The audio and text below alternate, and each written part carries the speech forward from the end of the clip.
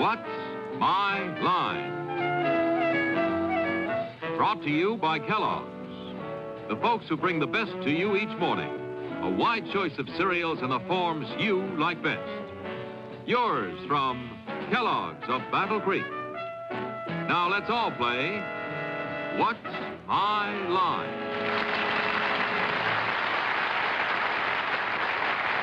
And now let's meet our award-winning panel of What's My Line. First, the popular columnist whose voice of Broadway appears in papers coast to coast, Miss Dorothy Kilgallen.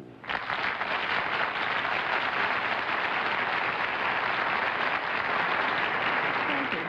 The television show Who Do You Trust has as its star a very popular young man, and we have him tonight as our guest panelist, Mr. Johnny Carson.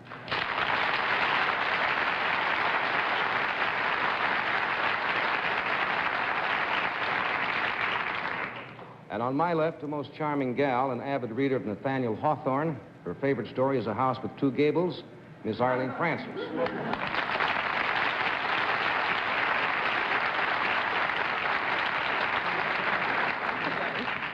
And now our publisher panelist, whose wife Phyllis is fast moving into his field with her beginner books. It will then be known as Mrs. Random House.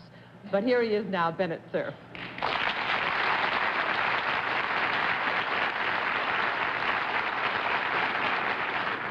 And here now, as usual, I introduce one of the great news analysts of the day. Of course, I won't say what kind of a panel moderator he is. John Charles Daly.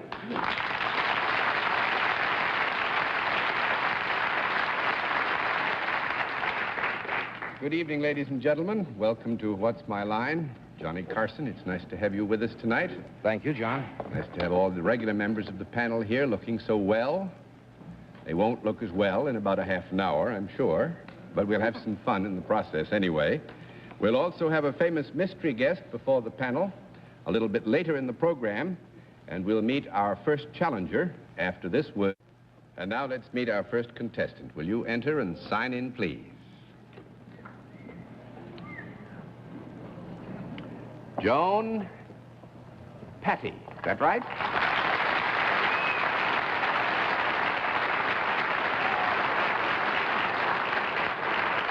Is it Miss or Mrs. Patty? Miss Patty, and where are you from, Miss Patty? South Miami, Florida. South Miami, Florida. Well, now, I must say you're a great credit to the state of Florida. May I present our panel? How do you do? Miss Patty, and now would you join me here, please? You know how we keep score, Miss Patty? All right, then we'll let the audience in the theater and the audience at home know exactly what your line is.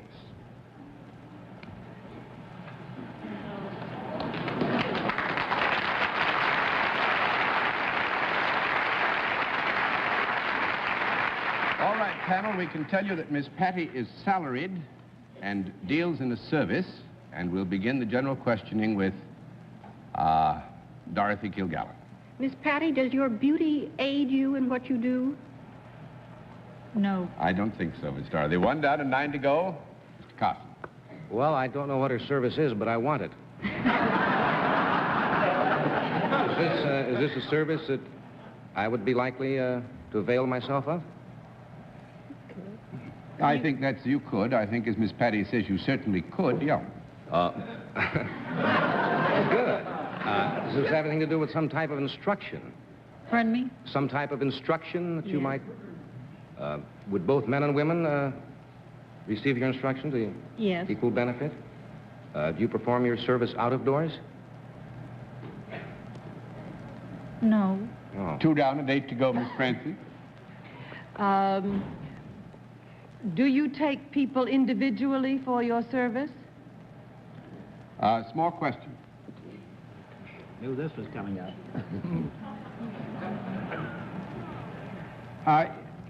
Sometimes it certainly could be that way, yeah. Mm-hmm. Do you wear anything other than what you are wearing now when you are instructing or teaching? Yes. You want this specifically to be... Well, other than evening or dinner clothes. She does? Yes. Would it be anything less than what you are wearing now? Not too much less. No?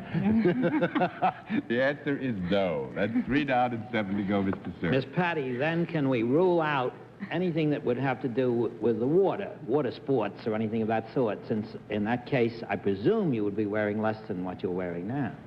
Yes, you would rule that out. We've established that you teach something, is that not correct? Yes. Do you teach adults and children? Could you teach both adults and children? I would think we'd have to say no to that. 4 down and 6 to go, Miss Kilgallen. Do you then just teach grown-ups? Yes. Is there anything that would be called technical about your instructions? I think that's right. Miss Patty has asked you what you mean exactly by technical. Would you define your... Well, I mean something quite far removed from rumble lessons or something like that. Quite far removed from Rumble lessons. Mumba lessons. I would agree it's quite far removed from Mumba lessons. This costume that you wear, Miss Patty, are your arms and legs covered by it?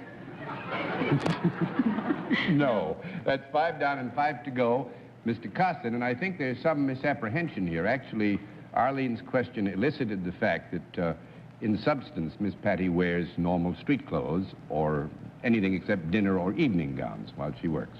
Mr. Carson? Well, did she not establish that it was less than what she's wearing now? It's not less. But yet right. Her legs are exposed. That's right.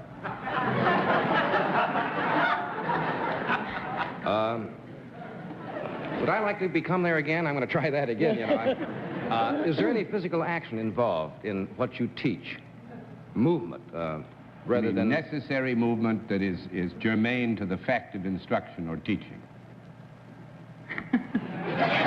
John, when you talk, the words come out lying in state. I don't know.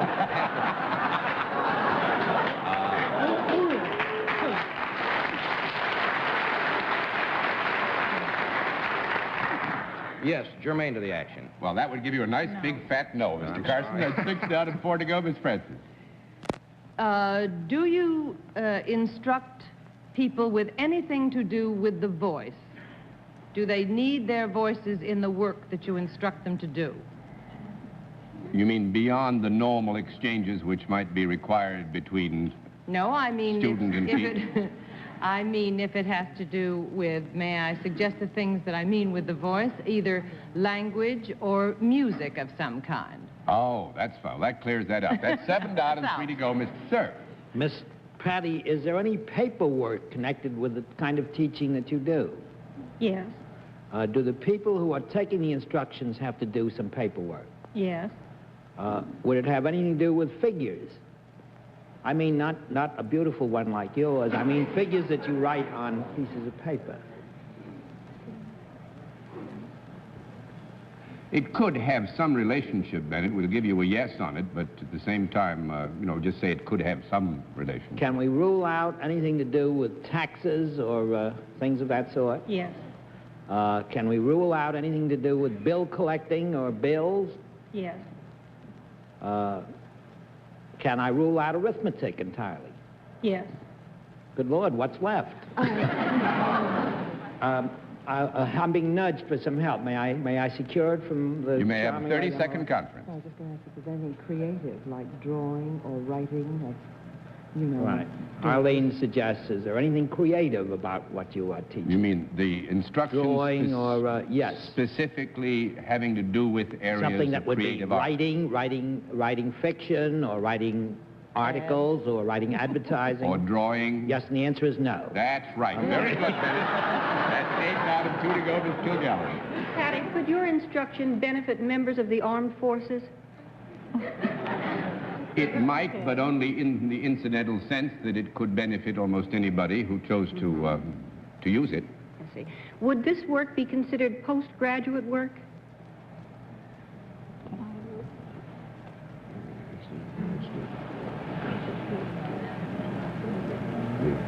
No, I think we have to give you a no there, Dorothy. That's 9 down and 1 to go, Mr. Carson.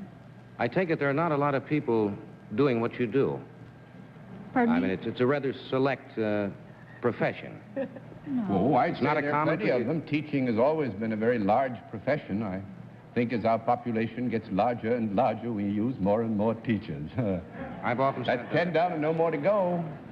What does Patty teach? Teaches philosophy at the University of Michigan. At the University of Michigan? Yeah.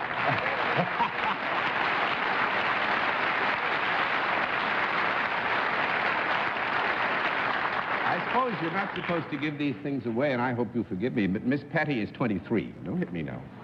And is now working on her doctorate, has her master's degree, began teaching at 20 in Florida, didn't she? And is now at the University of Michigan teaching philosophy.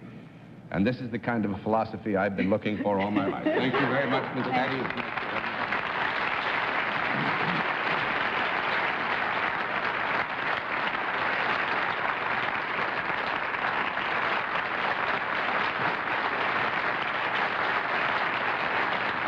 All right, let's see what we can do with our next contestant. Will you enter and sign in, please?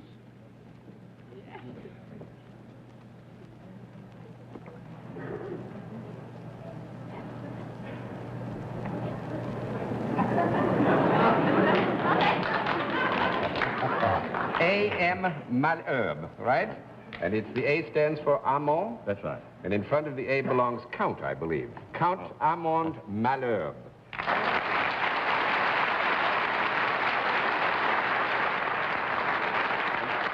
Where are you from, sir? Paris. From Paris, Paris. France. Very nice to have you on What's My Line, I must Very say. nice. And may I present our panel?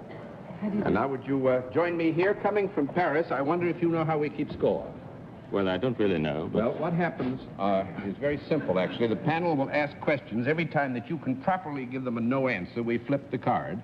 And when we have flipped the card 10 times, they've lost and you've won, which is what I'm sure will probably happen. Well, now, let's let the audience here in the theater and the audience at home know exactly what your line is.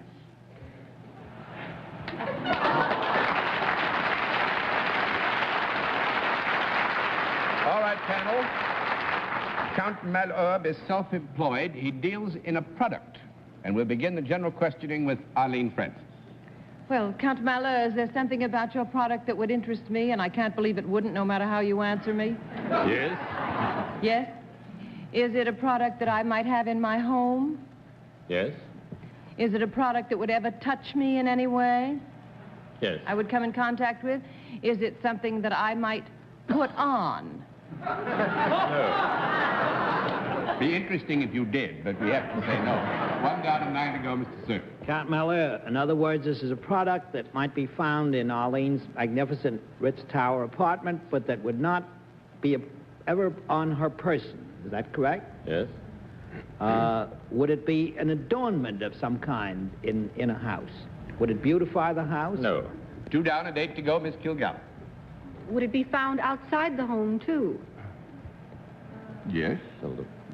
Yes? In other words, if Arlene had one of these things, she might take it out with her when she was going someplace?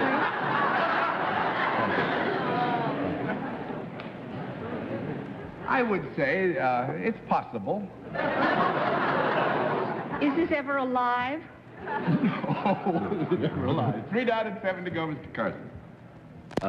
If I had one in my home, would people come in and say, would they be impressed or say, where'd you get that thing? I would think that we would say here that in this case, Mr. Carson, because I happen to be of the male sex? You might gather a particular interest in the character of the product, and you would be interested in the product itself because of its characteristic. Want to give you a few words about the Cuban situation, John? In other words, this item would be more particularly available to females. Well, I would say, I think here it'd be fair, just as a point of information, that it is to be found in the home. Its association would probably be more with the distaff sex than our own, although this does not rule out the possibility of its use by males, and it frequently is used by males. Does it have any moving parts? Any moving parts? No. 4 down and 6 to go, Miss Francis. If I had it in my home, would it ever find its way into the bedroom or the... Everything in my home finds its way into the bedroom. The bedroom sooner or later, yeah. 5 down and 5 to go, Mr. Sir. Count Malia, might this be found in either the dining room or the kitchen? Yes, yes. Would the dining room be its natural habitat? No. No, that's 6 down and 4 to go. Miss Kilgallen. Would it be more usual to find it in the kitchen? Yes. Is it ever used in the process of getting a meal? Yes. Is it indeed some type of food? No. 7 down and 3 to go, Mr. Carson. Would I be correct in assuming that this is something you might use after the meal?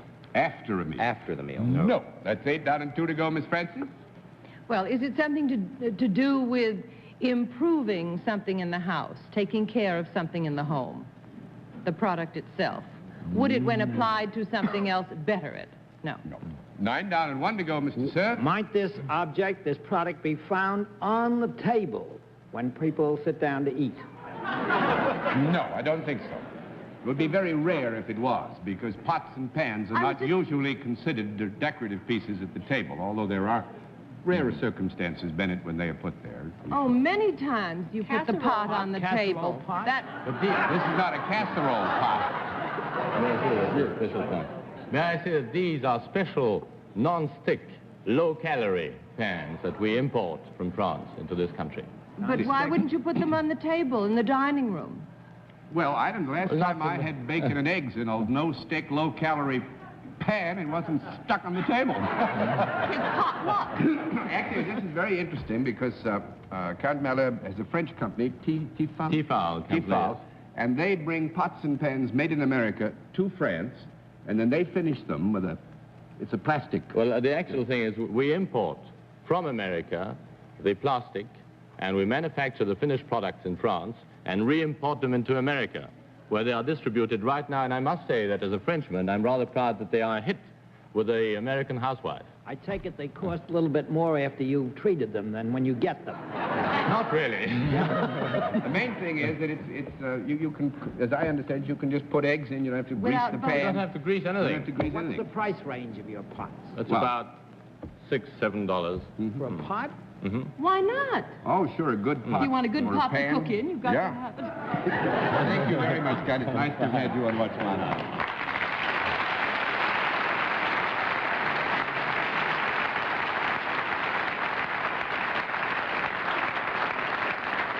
We'll meet tonight's mystery guest in just a moment after this word from our sponsor.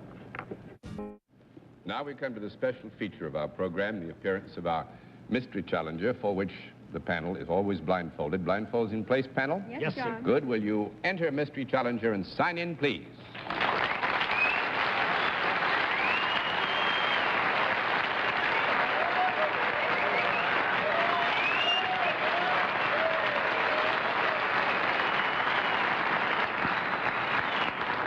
All right, panel, as you know, in the case of our mystery challenger, we use the different form of questioning. One question at a time, in turn, moving clockwise, and we'll begin it with Bennett Cerf.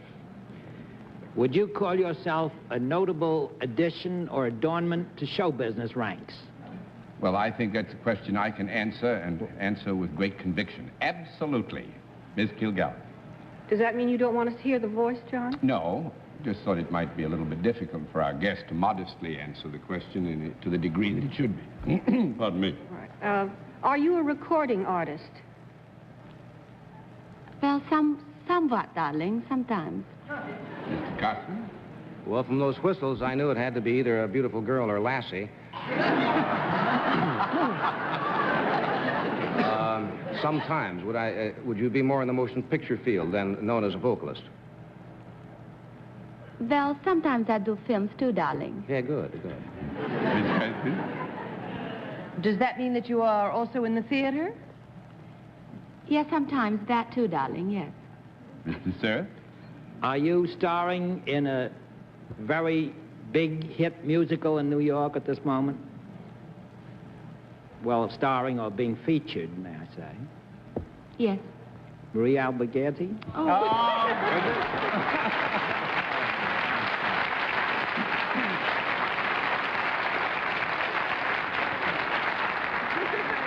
Anna Maria Alberghetti, who is, and I think this is something you will have to agree to, who is the darling of the New York stage now. She opened in a musical called Carnival.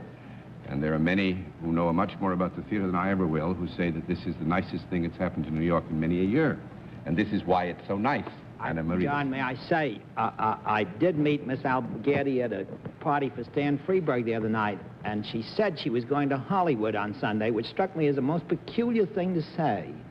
Oh, dear, I thought I was being so smart. Oh, that's why you were sticking on that one, was it? It's been a little tough to go out to Hollywood and come back. No, but I told her that I was having Saturday off, that David married. I talked David into giving me Saturday off, and he said, you really did? And I said, yes, and I'm going. I'll be back on Monday. The picture of David Merrick giving you Saturday off struck me as rather peculiar.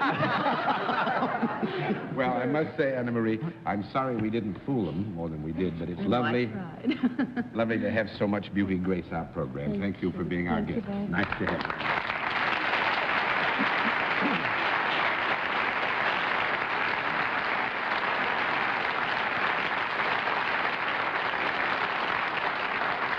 Yes, Bennett.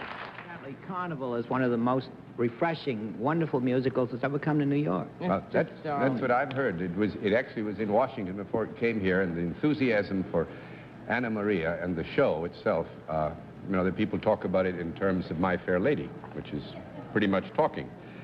Well, panel, I think you've done fairly well. This was a smash finish with Bennett, so I'll give you some congratulations on that. You've done well so far tonight, and we'll have another contestant after this word from our alternate. And now let's meet our final contestant. Will you enter and sign in, please?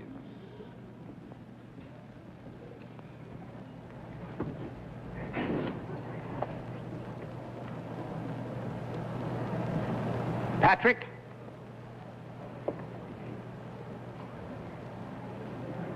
Scannell? Scannell.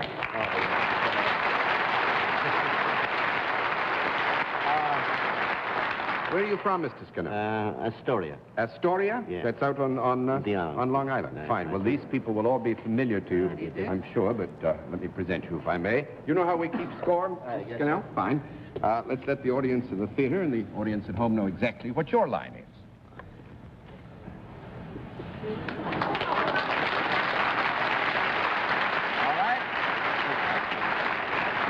Tell you that Mr. Scannell is salaried, and he deals in a service, and we'll begin the general questioning with Johnny Carson. Well, from his appearance, you would assume he's a very distinguished attorney or lawyer, which, of course, we can throw out right away. Would I be likely to avail myself of Mr. Scannell's service? Would you be likely to specifically? Yes. I think we would have to give him a no on that, from what I know about him. Yes, that's 1 down and 9 to go. Miss Francis. Mr. Scannell, do you work with your hands in your job? Yes. Are your hands active in touching something other than just in themselves? At times. Is it something mechanical, Mr. Scannell? Yes. Do you operate something that moves? You mean moves from one place to another specifically? Well, if it moves, it has to go from one place to another, doesn't it? I often move just a little bit, John. No, actually, if you remember some of our modern singers, they don't move from one place to another, but they sure move. Well, yes, I do mean moves. You mean does the moves within a certain small orbit of some kind. Whatever he works with, does that tend to move within a small orbit? That's what I mean, John. Do you want to say no? Oh, we're going to give you a yes. You are? Yes. Good. Does it maybe move up and down? Actually, one element that you work with or on does move up and down, doesn't it? Up and down. Yeah.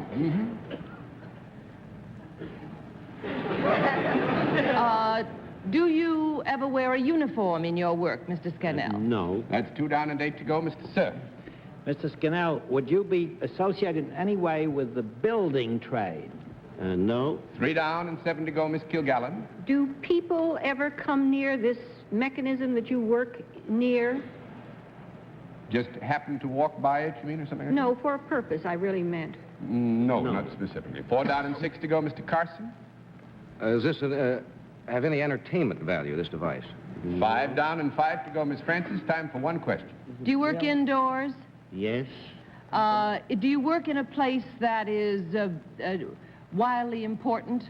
No. That's 10 down and no more to go because we've run out of time. Mr. Scannell shoes horses for the New York City Police Department. That's pretty important. That's pretty important, is right. That's important indeed. Mr. Scannell, thank you very much. Nice to have you with us. Will you say good night to the family? I certainly will. Thank you. And I want to say thank you. I really have a double for me. Thank you, sir. Okay, thank you. Goodbye. Say good night to the family. Nice to see you, Mrs. Scannell. Now, I'm afraid I've been a little untidy and have to say good night for everybody. So for all the members of the panel, and nice to have you with us, Johnny Carson. Thank you, This is John Daly saying thanks for being with us on What's My Line. What's My Line is a CBS television network production in association with Mark Goodson and Bill Todman.